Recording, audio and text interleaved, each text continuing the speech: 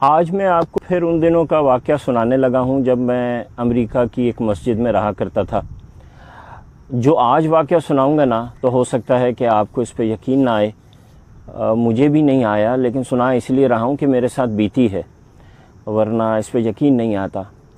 तो बात कुछ यूँ है कि एक दिन मस्जिद में तकरीबन असर के टाइम पे 4 साढ़े 4 बजे का टाइम होगा, मैं बैठा था। तो एक पुरानी सी वोक्सवैगन की वैन बाहर आके रुकी और उसमें से 4 लोग बरामद हुए, जो साफ देखने से लग रहा था कि उनका ताल्लुक़ पाकिस्तान से है। उन्होंने इमामे बांधे हुए थे और थोप पहने हुए थे, वो जो अरबी लिबास होता है। वो अंदर आ गए। इत्तेफाक से उस वक्त मैं और मस्जिद के इमाम साहब जो थे वो मस्जिद में बैठे हुए थे।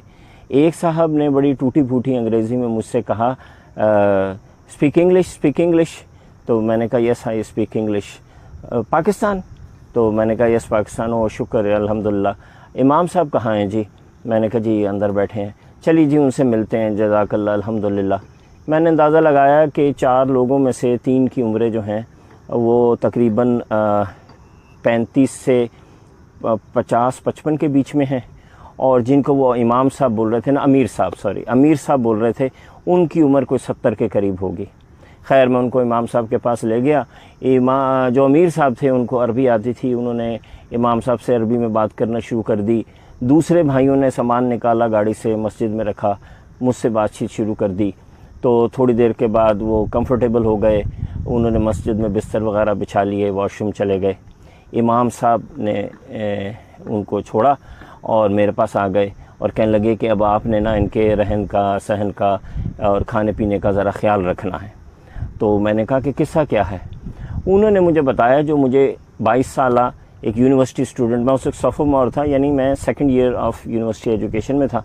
मुझे उस वक्त तक ये नहीं पता था जो उन्होंने बताया। उन्होंने कहा जी ये साल की जमात है जो पाकिस्तान में जगह है, ये सऊदी इमाम साहब हैं जो मुझे पाकिस्तानी को बता रहे हैं। तो ये वहाँ रायवंड से निकलती है सालाना इज्तिमा से, और इन्होंने साल यहाँ पैदल की जमात है, इन्होंने साउथ ऑफ यूएस से बिल्कुल अप नॉर्थ जाना है और इन्होंने ये सफ़र तय करना है और ये पैदल चलेंगे। पैदल चलने का तरीका ये है कि जब कोई इलाका आएगा तो ये पैदल चल पड़ेंगे, जब इलाके से निकल जाएंगे तो फिर ये अपनी वैन में बैठेंगे, जहाँ पे भी जगह मिलेगी रात को टेंट लगा लेंगे। खाने पीने का सामान की अपनी वैन के अंदर मौजूद है, और ये बस इस तरह चलते चलते 1 साल पूरा करेंगे। मैं ज़ाहिर है बीइंग अ यूनिवर्सिटी स्टूडेंट, मुझे बड़ा अजीब सा लगा और मैंने बड़ा शोर मचाया इमाम साहब के सामने कि ये कौन सा ज़िंदगी गुजारने का तरीका है, and what a waste of time and blah blah blah blah. खैर मेहमान थे, मैं उनकी खिदमत में लग गया, लेकिन मुझे उनके इस तरीके पे गुस्सा बड़ा आया। रात हुई तो उनमें से एक साहब ने मुझे कहा कि हज़रत कहीं टेलीफोन बूथ पे ले चलिए, हमने पाकिस्तान वापस अपने मरकज़ पे बताना है कि हम कहाँ पहुँचे हैं। मैंने कहा चलिए। मैंने अपनी गाड़ी निकाली, उनको लेके टेलीफोन बूथ पे गया। उन्होंने वहाँ कॉल मिलाने की कोशिश की, टाइम का फ़र्क था, कॉल ना मिली। तो कहने लगे कि फ़ोन तो मिल नहीं रहा। अच्छा भाई को करता हूँ, पता चला उनके भाई भी तबलीगी जमात में हैं। तो उन्होंने अपने भाई को कॉल की और उनको कहते हैं कि भाई हम इस जगह पहुंच गए हैं और अल्हम्दुलिल्लाह हमारा सफ़र ठीक है। अमीर साहब ने कहा है कि आप लोगों को मुतला करें, आप मरकज़ में जाके बता दीजिएगा कि हम यहाँ पहुँचे हैं, कल यहाँ से निकलेंगे तो फ़लाँ जगह जाएंगे। फ़ोन उन्हें रखा तो कहते हैं ला हौला वला कुव्वता इल्ला बिल्लाह। मैंने कहा हज़रत क्या हुआ? तो कहते हैं चलें गाड़ी में बैठे, मैं बताता हूँ। गाड़ी में बैठ के मुझे कहते हैं मेरी तो वाइफ़ की डिलीवरी थी हज़रत 2-3 दिन पहले, तो वो तो मैं पूछना ही भूल गया कि वहाँ क्या सिलसिला रहा। ये उन्होंने कहा ना, तो मैं तो पहले ही गुस्सा आया हुआ था, मैं तो गुस्से से मेरा बुरा हाल हो गया।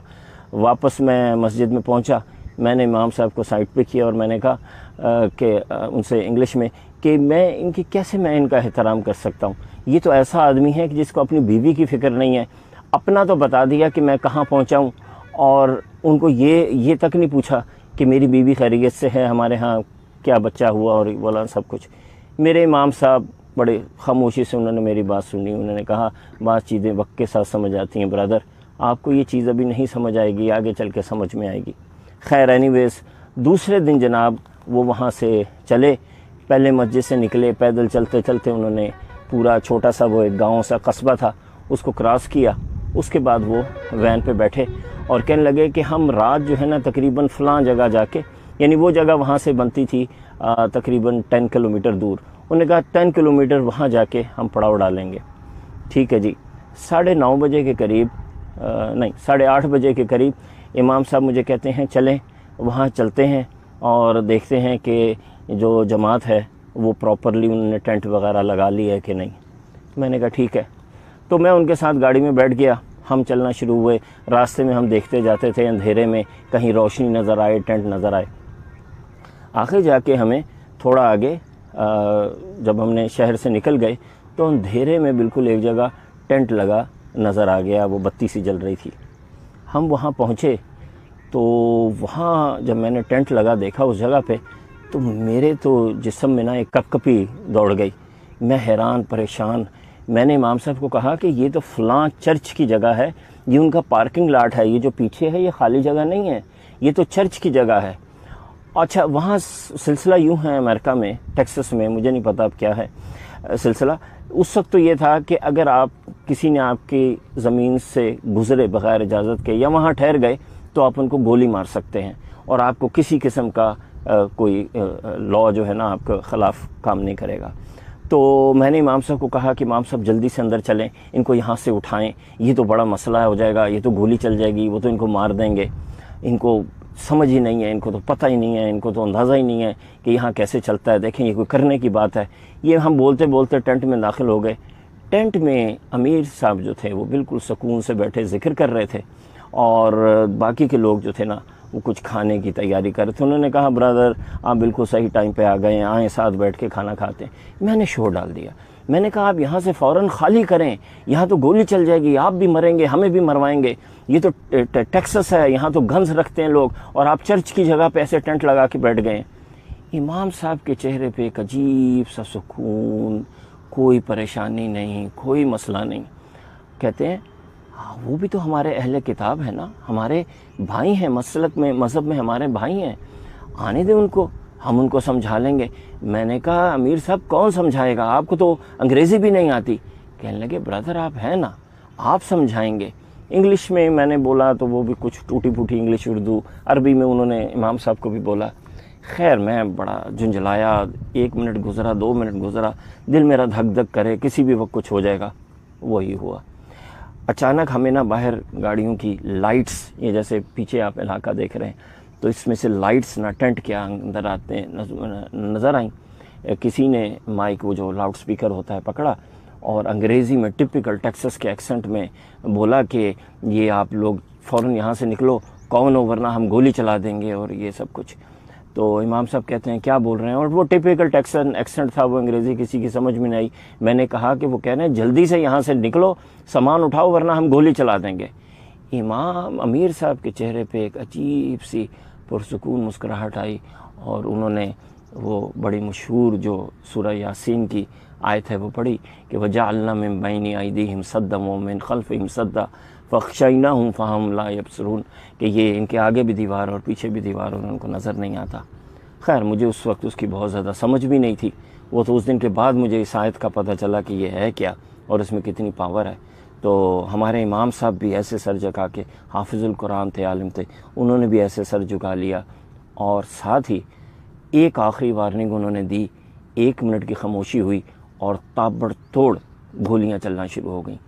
इतनी तेज़ी से इतनी गोलियां उन्होंने चलाई कि बस ऐसे लग रहा था कि वॉर जोन है।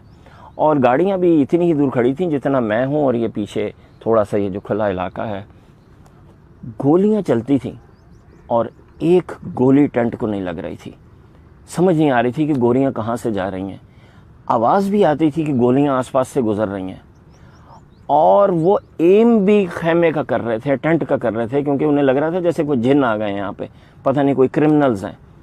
जितनी उन्होंने गोलियां चला सकते थे वो अगले 15-20 मिनट तक वो लोग गोलियां चलाते रहे। जब उनके मैगजीन्स बिल्कुल खाली हो गए ना तो इमाम साहब, अमीर साहब मुझे कहते हैं कि भाई जाइए उनको बताइए कि हम कौन हैं और किस लिए आए हैं।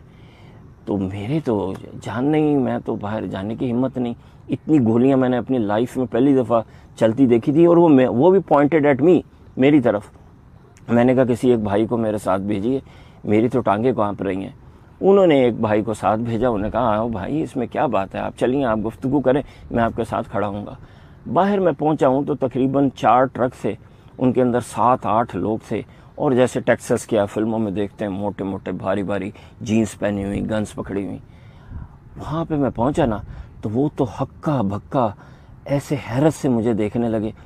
कहते हैं हु आर यू गाइस, आप लोग हो कौन? मैंने उनको कहा कि जी ऐसे हम दीन के काम करते हैं, मुसलमान हैं, आपके भाई हैं, हमारा मज़हब भी हज़रत इब्राहीम से चला है, आपका भी चला है। वो तो बिल्कुल उनके पास लफ्ज़ नहीं थे। उन्होंने कहा आप ज़िंदा हो? मैंने कहा हाँ ज़िंदा हैं, क्यों? मैंने कहा हमने तो अपनी पूरी गोलियां आपके टेंट पे खाली कर दी, एक गोली भी नहीं आई अंदर। मैंने कहा नहीं, मैं तो समझ रहा था शायद आप इधर उधर चला रहे हो। तो वो चूंकि मेरा एक्सेंट जो था वो टेक्सास वाला था और मैं उनसे बड़ा डाखाना मिला लिया कि I live at that place and I do this kind of work. तो वो कहने लगे कि ये, और मैंने अपने आप को अलग कर लिया। मैंने कहा ये पाकिस्तान से आए हैं, I live here and I am just here to see them. मैंने कहा ये लोग कौन हैं कि जिनके ऊपर एम करके हमने गोलियां चलाई हैं और एक गोली भी इनको नहीं लगी? मैंने कहा फिर तो अब यही है कि आप अंदर आ जाओ और वो खाना खाने लगे हैं, साथ बैठ जाओ। तो ख़वातीनो हज़रात उस दिन वो 10-12 लोग, मेरा ख्याल है 8-9 लोग मेरे साथ टेंट में आए। वो वहाँ बैठे, उन्होंने खाना खाया, उन्होंने इस्लाम के बारे में सुना, वो मुतमईन हुए, लेकिन इस हैरत के साथ वापस गए कि एक गोली भी उस दिन टेंट में बैठे हुए लोगों को नहीं लगी।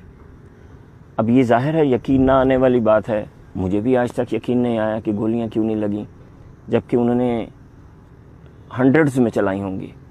20 मिनट तक आप ज़रा सोचिए कि 6-7 बंदूकें चलेंगी ऑटोमेटिक राइफल्स, तो कितनी गोलियां चल गई होंगी।